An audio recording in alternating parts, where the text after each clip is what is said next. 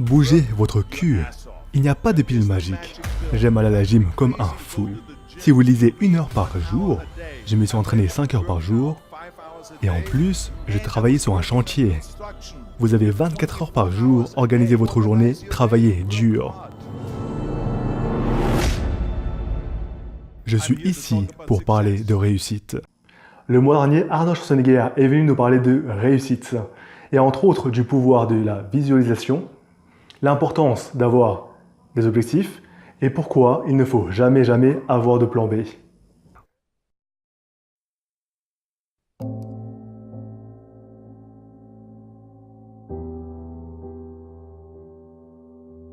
J'allais à l'université, je m'entraînais 5 heures par jour et en plus je travaillais sur un chantier de construction car à cette époque il n'y avait pas d'argent dans le bodybuilding.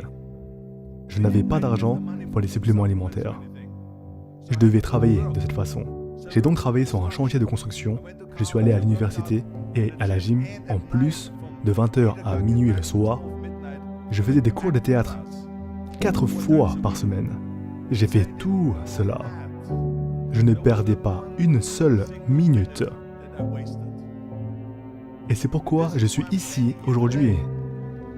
À 20 ans, je suis allé à Londres et j'ai gagné la compétition de Mister Univers en tant que plus jeune gagnant de Mister Univers. Et c'était parce que j'avais un but.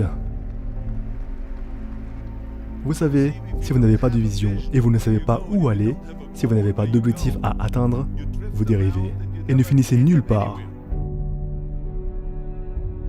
74% des Américains détestent leur travail. La plupart des gens n'aiment pas ce qu'ils font. C'est parce qu'ils n'ont aucun but à suivre. Ils dérivent délibérément et lorsqu'un nouvel emploi arrive, ils acceptent parce qu'ils doivent travailler. Mais quand votre travail est juste une corvée, c'est juste du travail et ce n'est pas amusant. Pensez donc au fait qu'un quart des gens seulement aiment vraiment ce qu'ils font dans la vie. Les gens me demandent toujours, quand ils me voyaient à la salle de gym soulever de la fonte, comment peux-tu t'entraîner aussi dur 5-6 heures tous les jours et t'as un sourire sur le visage constamment. Les autres travaillent aussi dur que toi, mais ils ont un visage aigri. Comment ça se fait? Je dis toujours ça aux gens. C'est parce que pour moi, je vise un objectif. Devant moi est le titre de Monsieur Univers. Donc à chaque répétition que je fais, je me rapproche de mon objectif, jusqu'à que mon objectif, ma vision, devienne réalité. Chaque série que je fais, toutes les répétitions, chaque fois que je soulève, je fais un pas de plus vers la réalisation de mon objectif. Donc je ne pouvais pas attendre pour faire un autre squat à 200 kg. J'avais hâte de refaire un développé couché à 200 kg.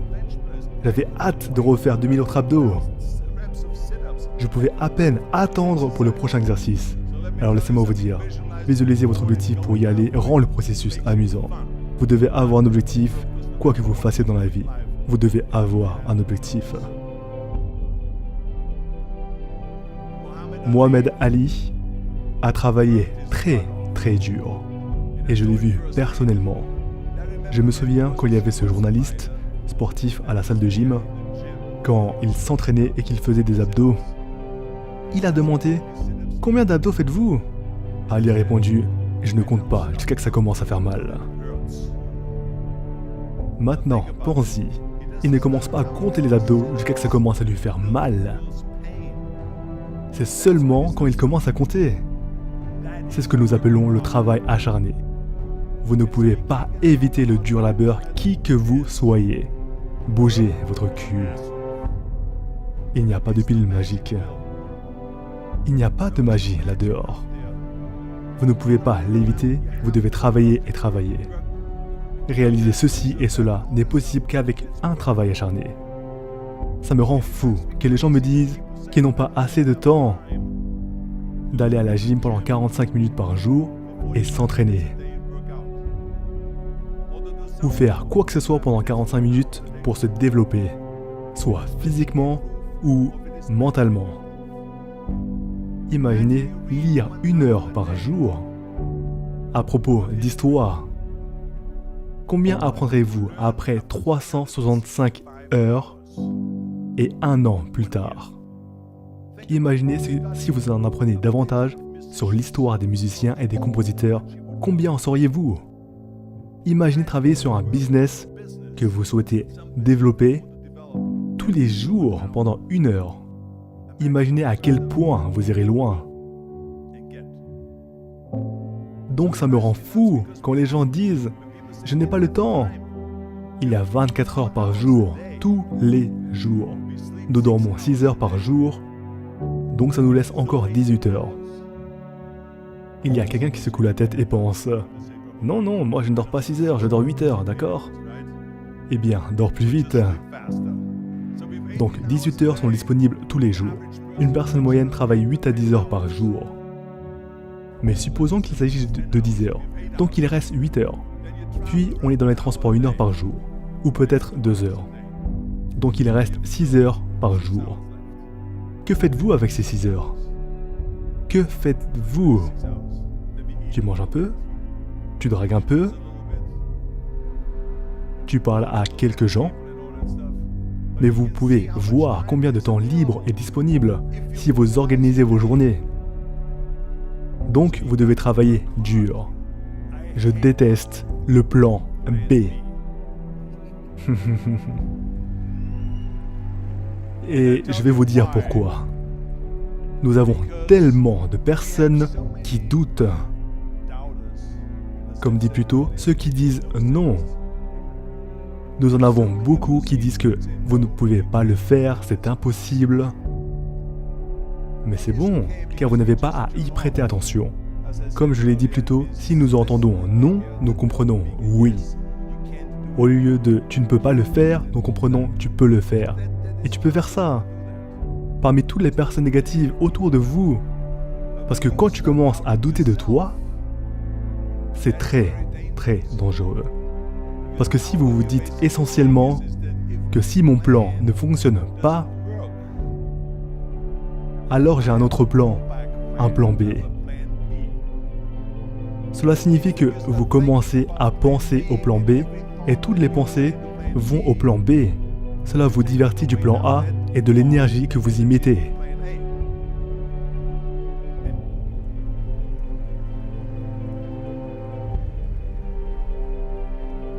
Et ça, c'est très important. De comprendre que nous travaillons mieux s'il n'y a pas de filet de sécurité. Si vous avez un plan B, il commencera à devenir un filet de sécurité qui me dit si je fais une erreur et que je tombe, je peux commencer autre chose. Et cela va me protéger. Mais ça, c'est pas bon, parce que les gens vont mieux s'ils n'ont pas de filet de sécurité. Les gens vont mieux dans le sport ou autre chose s'il n'y a pas de plan B.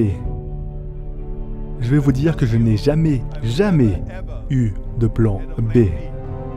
Je m'étais engagé pleinement à devenir un champion du bodybuilding. Je m'étais engagé pleinement à aller en Amérique. De même, je m'étais engagé pleinement dans l'industrie du divertissement et que je serais le personnage principal dans les films et peu importe ce que ça coûte, je vais travailler pour cela encore et encore. Jusqu'à que je l'obtienne. J'ai fait la même chose en politique et tout le reste. Il aurait donc été très dangereux d'avoir un plan B. C'est ainsi que vous coupez les chances de réussir réellement. La principale raison pour laquelle les gens ont des plans B est parce qu'ils craignent d'échouer. Que faire si vous manquez et que vous n'avez plus rien? Laissez-moi vous dire quelque chose. N'ayez pas peur de l'échec. Car il n'y a pas de problème si vous échouez. Vous devez échouer afin de gravir cette échelle. Il n'y a personne qui ne se trompe jamais. Michael Jordan a déclaré dans une interview, quand les autres ont dit « Tu es incroyable, tu es le plus grand joueur de basketball de tous les temps. Dis-moi quelque chose à ce sujet. » Il a répondu « Vous venez de mentionner le succès, et pour devenir le meilleur joueur, j'ai dû rater 9000 paniers. »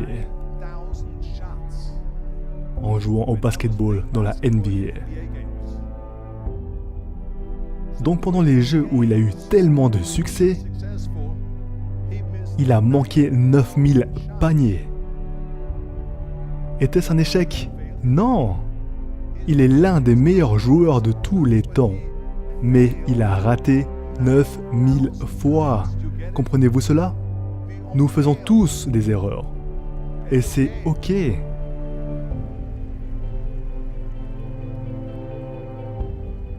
Mais ce qui n'est pas ok, c'est que lorsque vous échouez, vous restez à terre.